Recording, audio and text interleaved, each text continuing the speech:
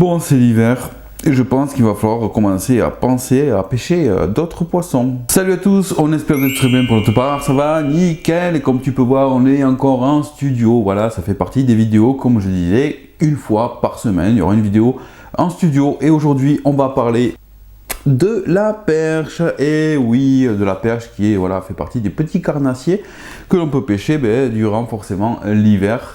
Et là, on est en pleine saison, donc c'est propice. On y va, c'est parti, let's go!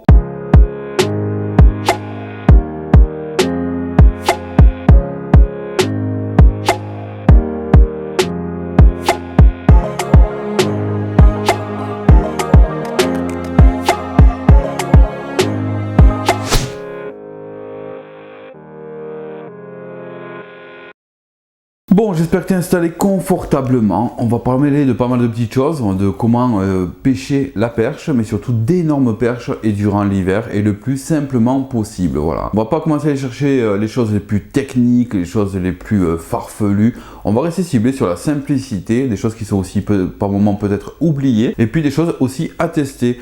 Donc voilà, et puis je vais détailler un petit peu le matériel vite fait aussi à avoir pour ceux qui voudraient débuter de ce pêche-là. Et là on est en hiver, donc forcément c'est propice à aller pêcher les perches parce que les plus gros spécimens vont sortir mieux qu'en été. Voilà, l'été on peut faire des pêches de perches, mais l'hiver c'est le mieux. C'est le mieux, c'est tout, tu cherches pas, tu vas l'hiver, que ce soit du bord ou en bateau, c'est pareil, tu vas pêcher la perche. Qui n'a jamais rêvé toucher une pizza, ouais, comme on les appelle, tu vois, la master perche. Ouais, je pense qu'à mon avis on est tous pareils, et des fois voilà, quand on pêche des petites perches comme ça, on se dit ah la petite perche, ouais. Mais bon, on espère aussi toucher, tu vois, les plus grosses, tu vois. Et on va vous détailler tout ça aujourd'hui lors de cette vidéo là. Donc premièrement, par quoi on va commencer? On peut commencer par la simplicité. Donc je vais détailler un petit peu cette vidéo en deux pêches différentes, enfin du moins deux méthodes, une sur l'eau en bateau, flotte-tube, etc., toute navigation confondue, et une du bord. Voilà, alors le bord va se relier aussi par moment avec la pêche en vertical ou en bateau. De toute façon, les deux sont aussi quand même assez relatifs,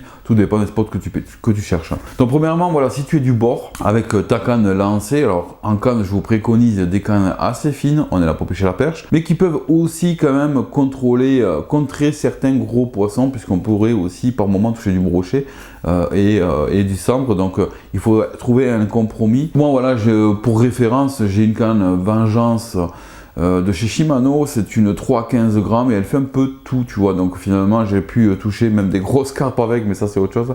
Et non, sinon voilà, j'ai pu faire du cendre avec, j'ai pu faire de la perche, les sensations sont bonnes, donc une 3,15 grammes peut être pas mal. Après tu peux monter aussi sur une 2,10 grammes, etc., qui peut faire le taf et qui est une des cannes les plus passe-partout. Ensuite en moulinet c'est pareil, tu peux être sur du tout petit moulinet si tu es en vertical ou autre, un peu plus gros du bord forcément, mais en petit moulinet en vertical, que ce soit en flotte-tube ou en bateau. Je vous conseille, voilà, enfin je vous conseille, après je suis pas, voilà, tu fais ce que tu veux, mais en attendant, un petit moulinet en taille 1000 fait très bien le taf pour la navigation, et un peu plus gros, voilà, du bord forcément, des moulinets un peu plus pour vraiment lancer loin, ramener. Là en taille, je sais pas trop, mais bon, 2000, 2500 déjà, ce serait déjà pas mal. Donc voilà, à vous de voir aussi, n'hésitez pas à nous dire dans l'espace commentaire ce que tu utilises comme matériel. Quelle est ta plus grosse perche que tu aies pu faire? C'est maintenant, c'est l'espace commentaire, tu nous le mets maintenant. Donc je disais, pêche du bord, on va aller rechercher durant l'hiver les endroits où il y aura un peu plus de courant. Ça peut être les chaussées. Alors les chaussées, c'est comment dire, c'est le nid à bonbons, tu vois. Il y a tous les poissons dedans, mais c'est vrai que les chaussées, si tu veux pêcher du bord, donc forcément tu vas utiliser crank, des tout petits leurres souples, des leurres aussi un peu plus conséquents. N'hésitez surtout pas par moment à mettre des leurres même souples un peu plus gros, parce que les perches n'ont vraiment pas peur des grosses tailles de leurres, mais des fois quand elles sont tatillons, voilà, mais de toute façon ça reste toujours la pêche, il faut toujours chercher le meilleur truc. Mais pêche du bord, voilà, ça sera au crank, à la cuillère, ça faut avoir ça absolument dans les boîtes. Tu peux aussi pêcher, voilà, avec tête plombée sur des petits leurres, et aussi un appât que je vais aussi retranscrire pour la pêche verticale, un appât qu'il vous faut vraiment avoir, parce que je vois plein de gens qui pêchent avec des leurres, tout ça, mais il y a un appât, il y a quelque chose qui est déjà naturel, mais qu'il faut vraiment avoir à la pêche de la perche, et qui est aussi valable pour le cendre, c'est le ver canadien ou les gros lombrics. Si tu peux les trouver dans la terre, c'est encore mieux, l'hiver c'est un peu plus difficile, mais sinon voilà. Mais les vers canadiens, il vous faut absolument ça. Alors certains vont me dire, oui, mais si je pêche avec les vers, ils vont plus engammer, etc. À vous de voir, mais à la moindre touche, si tu fais généralement, on va dire qu'elle est aux alentours de 90%, elles l'ont vraiment au bord, de toute façon comme un leurre, et tu peux quand même assez facilement la décrocher si vraiment tu veux pas garder le poisson, que tu veux le remettre à l'eau. À toi de voir. Attention aussi, parce qu'il y a certains départements où il y a une réglementation par rapport à la perche, si vous voulez la garder, donc faites très attention à ça. Nous ici dans notre département qui est le Tarn 81, nous avons une fourchette, alors de tête je crois que c'est entre 25 et 35, on ne peut pas, enfin on peut les garder, pardon, entre 25 et 35 on peut les garder, et en dessous ou au-dessus de 35 on ne peut pas les garder. Donc voilà, faites attention à votre règlement par rapport à ton département, renseigne-toi un petit peu sur internet ou voilà, demande directement par téléphone à la fédération de savoir qu'est-ce qu'il en est par rapport à la réglementation, parce qu'il y a des endroits où c'est réglementé. Bon bref, un petit peu tout à utiliser finalement, et ensuite pêche en navigation, que ce soit en bateau, barque, flotte tube, ce que tu veux. Quelques différences, mais sinon dans l'ensemble c'est quand même assez pareil que le bord. Je vais vous parler de la pêche au verre. Alors ça, on se prend pas la tête, vraiment, il peut y avoir 50 milliards de montages. Le meilleur, et que j'ai déjà testé et validé, c'est une petite tête plombée. Tout dépend de la profondeur de l'eau, mais une petite tête plombée aux alentours de 10-12 grammes, plus s'il y a beaucoup plus de profondeur et du courant, forcément. Mais sinon, voilà, 10, 12 et plus. Et ensuite, tu mets un verre canadien. Alors, tu peux même aussi le couper en deux s'il est très très long. Le but, c'est de l'enfiler comme un leurre et de laisser un petit peu dépasser. Et là, on va venir taper le fond, tout simplement à la verticale. Alors, il y a plusieurs écoles aussi de comment tenir la canne à pêche, soit en porte-plume. Donc si tu sais pas ce que c'est porte-plume, je te mettrai une photo par là. Et, ou soit de tenir la canne quand même dans la main normalement, on va dire. Petit cas spinning, on reste sur spinning, là on n'est pas au lancer ramené avec des cannes casting, ça n'a plus rien à voir. Je vous conseille une 3 à 15 grammes. Voilà, si tu veux autre chose pour être mieux, plus à l'aise, n'hésite pas. Mais voilà, avec un petit moulinet en 1000, ça fait très bien le taf. Même encore mieux, vous sentirez encore mieux les touches. Donc pour la pêche, voilà, je disais verticale. N'hésitez vraiment pas à avoir vraiment une boîte de verre canadien, on enfile ça, comme j'ai dit, on le coupe en deux. Ensuite, le but, c'est de venir taper le fond avec la tête plombée, donc tu descends tout au fond, tu fermes ton pick-up, tu reprends contact avec le fil. Alors moi, ce que je fais, c'est mon expérience, hein. Chacun a ses petits trucs et astuces, chacun a son truc, hein. N'hésitez pas à nous dire d'ailleurs dans l'espace commentaire comment toi tu la pêches, mais voilà, ça c'est aussi de mon expérience, c'est ce que j'utilise. Et donc voilà, donc moi ce que je fais, c'est que je tape au fond, je ferme le pick-up et en fait je vais récupérer le fil tout en descendant le sillon de ma canne pour qu'il puisse se retrouver à ras de l'eau. Ce qui fait que quand je vais la tenir, que ce soit en porte-plume ou même à la main, ça va décoller un petit peu quand même le verre. Mais le but c'est vraiment d'être le plus au fond possible, et la pêche à la perche, de ce que j'en ai fait l'expérience, et pour les plus grosses aussi. Mais il y a des moments où il ne faut pas forcément trop dandiner, vraiment très légèrement, tu sais, tu fais sautiller, on va dire ça comme ça, voilà, tu fais sautiller un petit peu ton plomb au fond, et puis par moi, clac, clac, tu sens les touches qui sont assez spécifiques pour la perche, c'est des petits tac tac, je fais bien le tac tac, et puis par moment, il faut y aller un peu plus, tu vois, vraiment en vraiment dandinant ton verre, le faire vraiment décoller, le faire tomber assez vite, parce que les perches, tu sais, elles peuvent être folles sur quelque chose qui peut aller assez vite, notamment quand tu pêches aussi avec le plomb palette, le jig, où tu descends en bas, il faut jiguer, tu vois, et on met des grands coups comme ça, et c'est vrai que les perches, si je sais pas si tu as déjà vu des vidéos de sous-marines, et on les voit, elles sont complètement folles, elles voient des trucs passer comme ça, mais soit par moment elles peuvent être comme ça, ou soit aussi elles peuvent être un peu plus statiques, un peu plus tatillonneuses, tu vois, et donc forcément on va essayer de trouver le meilleur compromis, hein, mais bon, n'hésitez pas vraiment à utiliser, de différencier vos techniques durant une journée de pêche, parce que sinon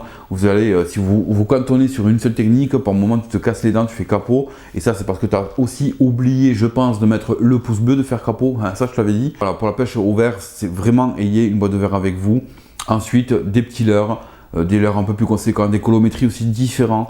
Alors moi j'ai remarqué aussi que les perches adoraient tout ce qui était couleur perche déjà de base, le Fire Tiger sur les leurres, et aussi le jaune, enfin bref, c'est un petit peu comme le cendre, il faut tester un petit peu tous les leurres possibles, mais là on va essayer de vraiment, la perche un petit peu joueuse, tu vois, autant au cendre par moment, quand tu fais des dérives, tu bougeras pas ton leurre, et là la perche, tu sais, tu t'amuses un petit peu avec elle, et c'est assez marrant, j'ai eu des touches par moment, mais pendant 2-3 fois elle venait taper où je dandinais le leurre, tu vois, en remontée, et en fait à la descente elle tapait, et puis je me relevais, j'étais carrément debout sur le bateau, je me dis c'est pas possible, et puis pam, enfin j'ai quand même réussi à la ferrer, et des fois tu es assez surpris, puisque sur des leurres assez conséquents, elles arrivent à engamer, même la tête plombée, c'est un truc énormissime quand elles aspirent vraiment les perches, et quand elles sont dans l'euphorie, là tu enchaînes.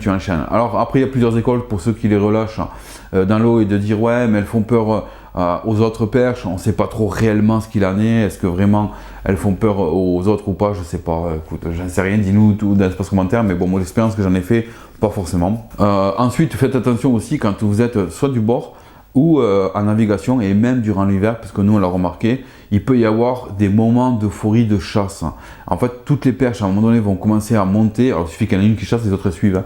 Et il peut y avoir des chasses, et là on va pêcher sur chasse, c'est-à-dire que dès que vous voyez des chasses comme ça, il faut être réactif, instinctif, de prendre, alors ça peut être un crank ou un petit leurre souple et vraiment d'y jeter dessus et de ramener comme ça, et généralement tu enchaînes des poissons comme ça, mais des fois ça dure pas longtemps, donc il faut vraiment rester aux aguets. Ensuite, pêche verticale, n'oubliez pas aussi d'avoir un petit peu d'attractant, tu sais, goût poisson, surtout salé, c'est surtout pour le mordant, c'est-à-dire que plus il y aura du goût, plus les poissons vont vouloir engamer en fait, et donc tu auras moins de ratés. Donc voilà, n'hésitez surtout pas vraiment à avoir un petit attractant, ça fait le taf, hein. Ensuite, oui, une technique aussi à utiliser, ça peut être même du bord ou à la verticale lors de pêche en bateau, et une technique voilà un petit peu de nos anciens, chose qui n'est pas forcément beaucoup utilisée au jour d'aujourd'hui, on est vraiment sur la pêche moderne, mais n'hésitez surtout pas aussi de tester aussi le drop, alors oui, le drop, ça tout le monde connaît, hein, on peut pêcher aussi le black bass avec, mais surtout le drop vif voilà, qui va accentuer votre pêche,